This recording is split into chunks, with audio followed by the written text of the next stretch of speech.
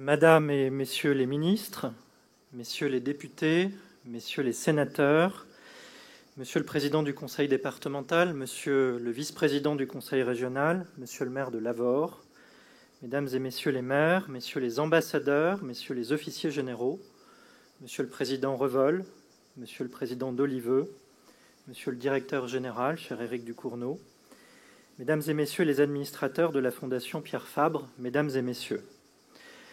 Je suis particulièrement honoré de prendre la parole au nom de l'État ce soir pour cette cérémonie rendant hommage à Monsieur Pierre Fabre et à l'inauguration de ces nouveaux et beaux locaux de la Fondation. Chacun d'entre nous, et ça a été dit, sait à quel point Monsieur Pierre Fabre était un homme exceptionnel. Il a profondément marqué le département du Tarn et bien au-delà, je crois, notre pays. Chacun sait à quel point le manque d'une telle personnalité dans le département se fait sentir et son héritage est profond. Aujourd'hui, en ce jeudi 20 juillet 2023, nous marquons par ce moment les 10 ans de la disparition de M. Pierre Fabre. Évidemment, je n'étais pas là à ce moment-là et je n'ai pas connu M. Pierre Fabre. Mais je me souviens encore du moment où, m'apprêtant à prendre mes fonctions de préfet du Tarn, j'ai échangé avec une ancienne préfète du Tarn, Josiane Chevalier, dernière responsable de l'État à avoir été en contact avec M. Pierre Fabre lors de son passage dans ce département. Je me souviens que, au moment de notre échange, le premier souvenir qui lui vint à l'esprit fut cette émotion encore bien présente, 8 ans après qu'elle eut prononcé l'éloge funèbre en hommage à M. Pierre Fabre, le mercredi 24 juillet 2013 dans la cathédrale de Castres, où tant de proches et d'anonymes étaient venus. Cette partie de notre échange est restée bien présente dans ma mémoire, car elle reflète à elle seule l'importance et l'originalité de l'héritage laissé par Pierre Fabre que j'allais bien vite découvrir. Car pour nous aussi, préfet de l'administration d'État, M. Pierre Fabre a laissé sa trace. Je tiens à ce propos à saluer un de mes prédécesseurs, le préfet Jean-Michel Mougard, qui est aussi présent ici aujourd'hui. En qualité de jeune préfet, expression que je reprends à mon compte, je me trouve aujourd'hui dans une situation dont il convient de souligner le paradoxe, étant donné qu'il m'incombe l'heureux stage de prononcer mon discours en dernier, après avoir écouté ces si beaux souvenirs chaleureux et anecdotes émouvantes sur cet homme remarquable, alors même que je n'ai pas eu l'honneur de rencontrer M. Pierre Fabre. Toutefois, depuis mon arrivée dans le Tarn, il y a maintenant presque 2 ans, j'ai pu apprendre à découvrir cette personnalité exceptionnelle, notamment à travers les témoignages nombreux de ceux qui l'ont côtoyé. Homme à la fougue sans l'irréflexion, à l'esprit d'offensive sans l'agressivité, M. Pierre Fabre m'est très vite apparu comme un visionnaire, dont l'esprit d'innovation a façonné son entreprise. De pharmacien d'officine à Castres, à capitaine d'industrie, son audace constante a créé un fleuron français d'envergure internationale qui emploie aujourd'hui plus de 10 000 collaborateurs à travers le monde et dont le chiffre d'affaires a atteint en 2022, excusez du peu, 2,7 milliards d'euros. En seulement quelques décennies, ce groupe tarnais à la taille modeste est devenu un des leaders de la dermocosmétique, leader en France et numéro 2 mondial, derrière l'autre français L'Oréal dont on a compris qu'il avait quelque peu copié le groupe. Et ce, en gardant une stratégie de marketing discrète, parce que c'est ce qui surprend en découvrant le groupe, et bien fidèle à des valeurs dont je vais parler. Ce succès repose sur un modèle caractérisé par 2 piliers. La dermocosmétique, une invention de M. Pierre Fabre, cette dermocosmétique du groupe qui s'est adaptée à un marché mouvant, en se tournant notamment vers l'Asie, en se tournant aussi vers un autre modèle que celui qui avait été développé, la vente en ligne, mais aussi l'oncologie et le médicament, ça a été dit. Oncologie et médicaments qui, quoi qu'on en dise, demeurent un pilier solide de l'entreprise. Car le parcours de M. Pierre Fabre est véritablement hors norme. Il nous a enseigné à toutes et à tous la puissance de la volonté, qui est une valeur chère à mon cœur, du travail, de l'intelligence et de la passion. Son esprit tourné vers l'intuition et ouvert à l'innovation ne l'a jamais quitté. Mais surtout, il a su le transmettre à son entreprise, qui depuis n'a cessé d'investir encore, et notamment dans la recherche. C'est grâce à cet esprit d'entrepreneuriat, conjugué à une grande rigueur scientifique, que les laboratoires Fabre, cette compagnie, ont pris une importance grandissante jusqu'à devenir ce qu'ils sont aujourd'hui. Une entreprise multinationale, florissante, certes, mais qui a préservé son modèle historique, à savoir ses racines françaises et tarnaises. Une multinationale qui, je veux le dire aujourd'hui, en tant que préfet du Tarn, fait la fierté de tous les Tarnais. Mais une multinationale qui, par la volonté de son fondateur, et depuis de celle de ses nouveaux dirigeants, que je salue, est restée profondément attachée à son territoire, son terroir d'origine, ne renonçant jamais à ses valeurs. Car tout au long de sa vie, M. Pierre Fabre a mis un point d'honneur à développer et à maintenir ses activités dans le Tarn et en Occitanie ou en France. Je sais les dirigeants qui président désormais au destin du groupe Pierre Fabre, très soucieux de respecter la volonté du fondateur, de voir cet attachement perdurer, et je veux, en mon nom de préfet du Tarn et au nom de l'État, les en remercier chaleureusement. Cet état d'esprit, c'est aussi celui de tous les salariés que je veux saluer ici ce soir, qui ont ces valeurs du groupe chevillées au corps. Lors de mes visites régulières au sein du groupe, j'ai toujours été marqué par la prédominance des références aux valeurs du groupe. Ainsi, chaque présentation qui débute par ce film de présentation dans lequel inlassablement les valeurs du groupe sont rappelées. Je ne connais pas d'autres entreprises où des visites et des présentations se déroulent de cette manière-là. C'est très frappant et c'est très rassurant sur ce qu'est Pierre Fabre et ce qu'est Pierre Fabre dans le département du Tarn. Pierre Fabre nourrissait un attachement tout particulier au Tarn, évidemment, son département d'origine. Et c'est au pied de la Montagne Noire, proche de sa ville natale, que l'histoire du Petit Hou est née et que son laboratoire trouve ses racines tarnaises au sens propre, avec la découverte du premier médicament destiné à traiter l'insuffisance veineuse. Ce médicament qu'il a d'abord, comme chacun le sait, fabriqué dans l'étage de cette belle pharmacie Pierre Fabre que j'ai eu l'occasion de visiter récemment et qui donnera naissance à cette épopée industrielle. Je sais l'engagement des dirigeants et des salariés du groupe d'aujourd'hui, qui, par de multiples coopérations entre l'entreprise et les pouvoirs publics, entre l'entreprise et son environnement, toujours très discrète mais très importante, contribuent au développement du département, de la région et de notre pays. C'est le sens, par exemple, de ce soutien inébranlable à cette remarquable équipe de rugby du Castre Olympique, qui incarne cette volonté de rassembler les Tarnais autour d'une passion commune, formant ainsi une France des sous-préfectures, des villes moyennes, des territoires oubliés, comme le rappelle très régulièrement, si justement, Monsieur le Président Revol. Mais c'est aussi l'engagement du groupe dans la presse, dans l'édition, l'engagement au groupe également qu'on peut citer dans ses multiples actions dans nos communes tarnaises, qu'ils sont si discrètes qu'on les oublierait presque, sauf les maires, ici présents, qui les connaissent fort bien. En tant que préfet, je suis évidemment concerné au premier chef par le centre de recherche installé au sein de l'Oncopole à Toulouse. Le préfet du Tarn, grâce à M. Pierre Fabre, préside le conseil d'administration de cet Oncopole, il faut le savoir. Et je n'oublie pas que cette présidence, que j'exerce à mon tour en tant que préfet du Tarn, eh bien, M. Pierre Fabre l'avait souhaité. Il l'avait souhaité en réunissant sur un même site la recherche publique et privée, sur ce site où s'est produite cette terrible catastrophe d'AZF, cet espace unique en Europe qu'il a initié suivant l'appel de Philippe Douste-Blazy, alors maire de Toulouse. Et il s'était, par ce geste, donné pour mission aussi de faire reculer le cancer et de devenir leader européen dans ce domaine. Ce centre de référence, dont j'ai le plaisir de vous dire, en tant que président du conseil d'administration, qu'il s'apprête à nouveau à s'agrandir, pour devenir encore plus un centre de référence au niveau régional et maintenant national. Au-delà des réalisations entrepreneuriales, votre fondateur se distinguait par des qualités exceptionnelles et une grandeur d'esprit. Il était un humaniste. Il avait pour premier objectif l'épanouissement de ses salariés, ça a été rappelé.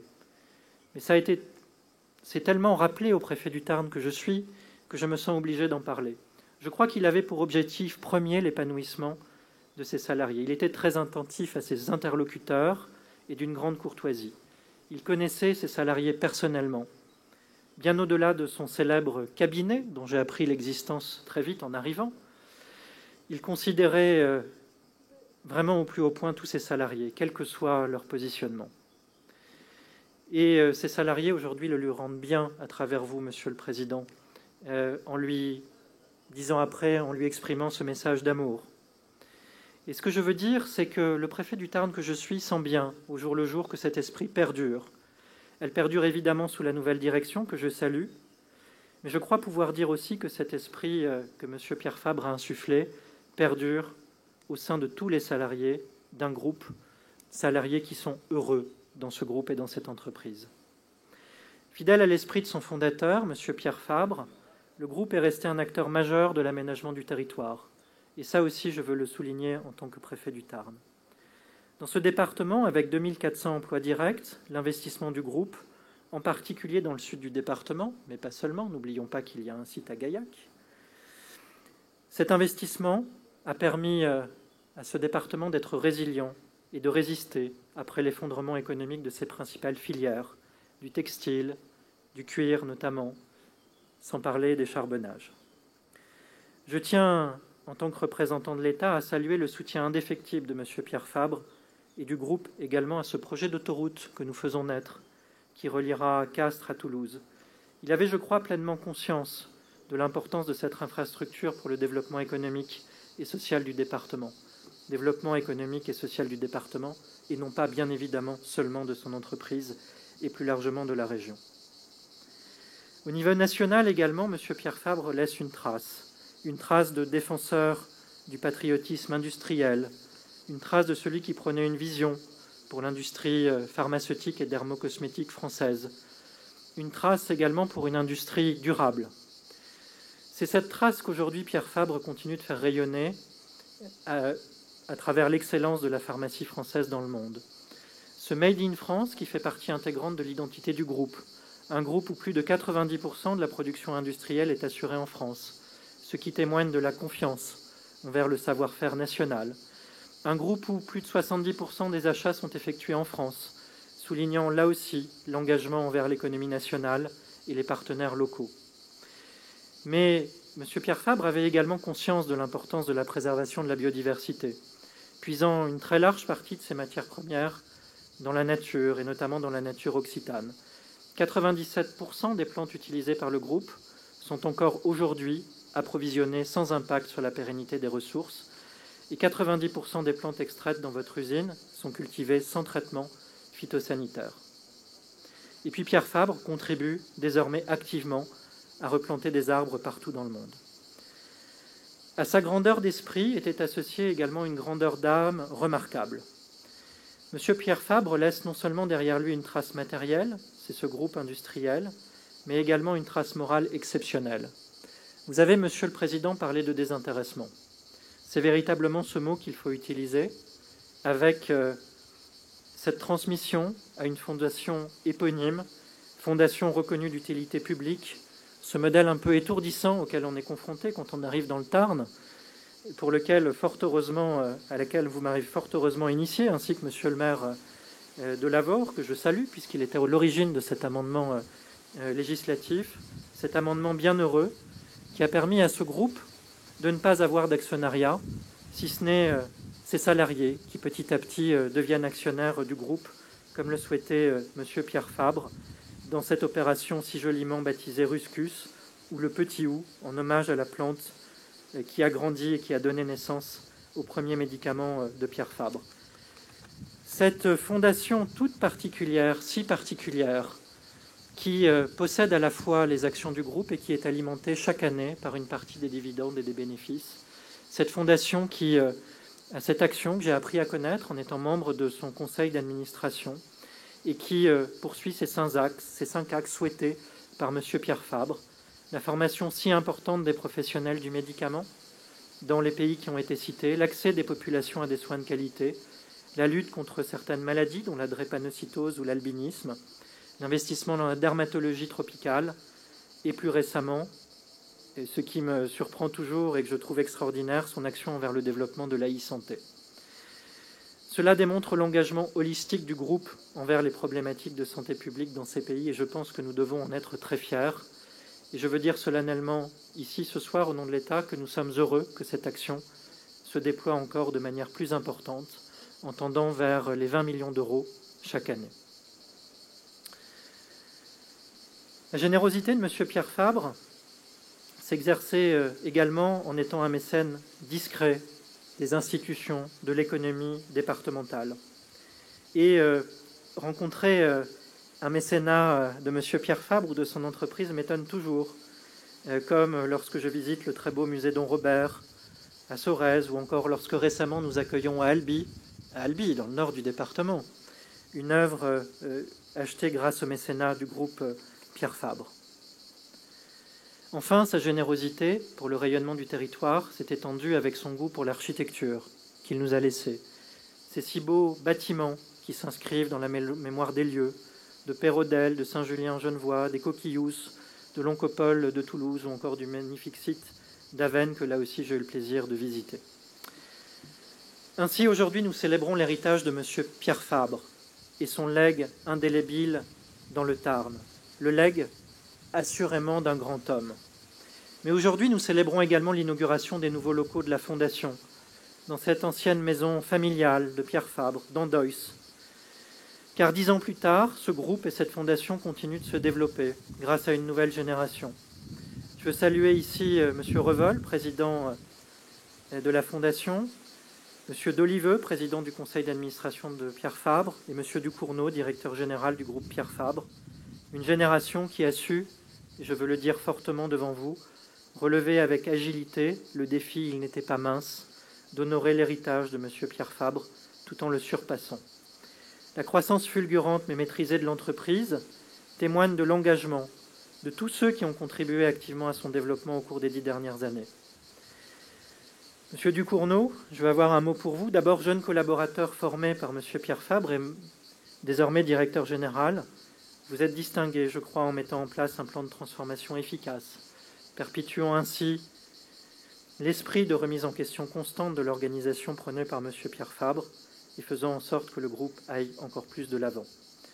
Monsieur le Président Revol, en tant que principal collaborateur de Monsieur Pierre Fabre et président de sa fondation, vous avez brillamment relevé le défi de passer d'une gouvernance si charismatique, incarnée par un seul homme, à une gouvernance non moins charismatique, j'ose le mot, mais aussi collégiale et ouverte aux nouvelles idées de notre temps, mais tout en demeurant fidèle aux valeurs fondatrices du groupe. Votre approche de la gouvernance a permis de cultiver la différence, tout en restant étroitement lié au territoire, et je vous en remercie encore. Mais également en vous adaptant aux évolutions rapides de votre métier, car en 10 ans, les choses ont bien changé, tant dans la dermocosmétique que dans le domaine du médicament. Et surtout, ne vous excusez pas des choix que vous avez eu à faire. Soyez-en fiers, parce que le groupe va bien et nous en sommes très heureux. Mais le bilan de cette décennie est évidemment le fruit de nombreux autres acteurs que je veux saluer très fortement aujourd'hui, et notamment les salariés, ces salariés si engagés, ces 10 000 collaborateurs qui ont permis à l'entreprise de croître et d'acquérir de nouveaux savoir-faire. Je veux les saluer ici fortement, car dans une entreprise de valeur, je l'ai expliqué, avec un modèle si particulier, ce succès est le leur. Je vous adresse très simplement ce soir et solennellement mes vœux les plus sincères, avec tout le respect et l'admiration que je vous dois, afin que vous poursuiviez cette épopée industrielle absolument extraordinaire que j'ai découvert et que je soutiens. Cette épopée que vous devez poursuivre, tout en restant fidèle aux valeurs et à la vision insufflée par votre fondateur. Je veux vous dire que je sais qu'entre vos mains, ce magnifique groupe Pierre Fabre continuera à servir fidèlement ce territoire et la France. Et après 10 années de respect de l'héritage de M. Pierre Fabre, je vous souhaite 10 années de dépassement de cet héritage, dans le dépassement des valeurs du groupe, mais dans le respect de ces valeurs. Je vous en remercie.